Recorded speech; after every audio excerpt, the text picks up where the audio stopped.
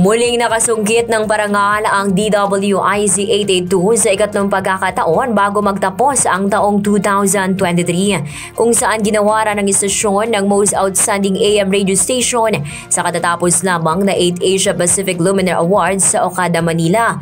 Kamakailan lamang nang magkamit din ng parangal ang istasyon na Philippine Finest Business Awards and Outstanding Achievers 2023 at Best AM Radio Station of the Year. Ayon kay Aliw Broadcasting Executive Vice President at General Manager Attorney Macnil Rante, ang nasabing parangal ay nagtutulak sa istasyon upang mas pag-igihin pa nito ang paghahatid ng tamang balita at impormasyon sa publiko.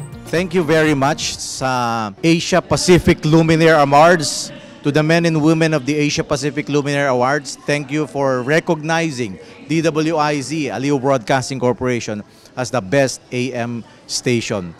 This recognition is very, very important to us kasi it will inspire us more to work hard and to continue with our advocacy to promote right news and information for the Filipino people. So again, maraming salamat sa bumubuo ng Asia Pacific Luminaire Awards.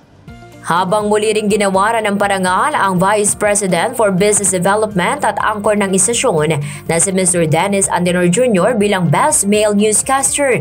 Ito na ang ikalawang parangal na nakamit ni Antenor ngayong taon sa larangan ng broadcasting. Anya magisilbing malaking inspirasyon ang naturang parangal para mas gampanan ang tungkulin sa pagbabalita at paglilingkod ng tama sa mga Pilipino sa buong mundo. Maraming salamat. Isa na naman pong karangalan po ang nakuha ng inyong lingkod. Thank you very much sa lahat ng mga bumubuo ng Asia Pacific Luminaire Awards. Sa award na ito, maraming salamat po at patuloy po na ito ay magiging isang malaking inspirasyon para mas gampanan pa namin ang aming tungkulin na patuloy na pagbibigay ng tamang balita at tamang paglilingkod, hindi lang sa mga Pilipino sa Pilipinas, kundi sa Pilipino sa buong mundo, maparadyo, TV, AM, FM, hanggang online. Kami po ay patuloy na maglilingkod sa sambayan ng Pilipino. And again, sa lahat ng mga Pilipino sa buong mundo, isang pasasalamat mula sa inyong lingkod po, Dennis Antenor Jr. at mula sa Aliw Broadcasting Corporation. Bukod sa istasyon, pinarangalan din sa 8 Asia Pacific Luminaire Awards ang higit 170 individual, mga negosyo, artists, vloggers, professionals, media at iba pang nagpamalas ng kahusayan sa kanilang larangan, dedikasyon, talento at inspirasyon sa iba.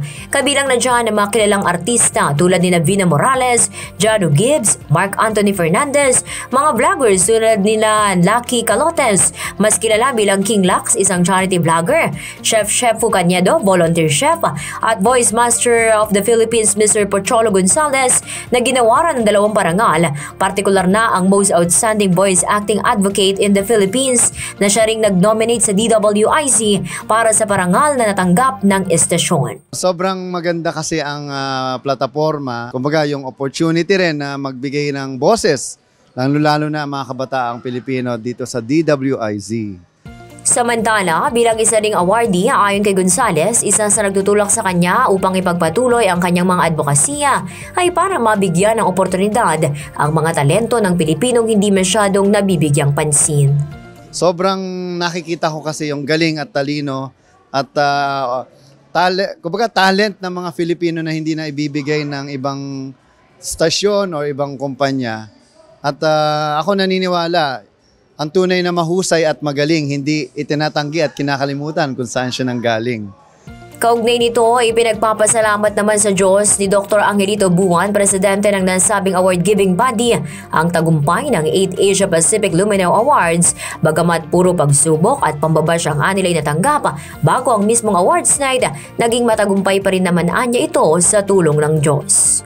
Itong edition na to ay nagiging shaky sa amin, naging medyo mabigat ng konti, pero sa nakita kong result, natuwa po kami talaga dahil blessed kami ni Lord dahil talagang sumunod kami sa sinabi na maging tahimik lang after all sa mga bashing and mga pagsisira sa amin, at naging actually nagulat nga ako dahil naging matagumpay pa ngayon, maagang natapos, masayang ang mga awardees namin, kitang-kita ko yung saya.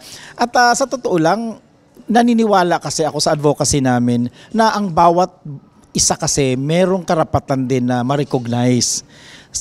Lalo na yung mga tao or individual na merong ginawang mabuti para sa kanilang community, sa kanilang trabaho, sa bansa, dapat lang natin sila bigyan ng recognition. At yan ang aking special report. Ito si Patrol 11, Tina Nolasco para sa Impilang May Todong Lakas, DWIZ.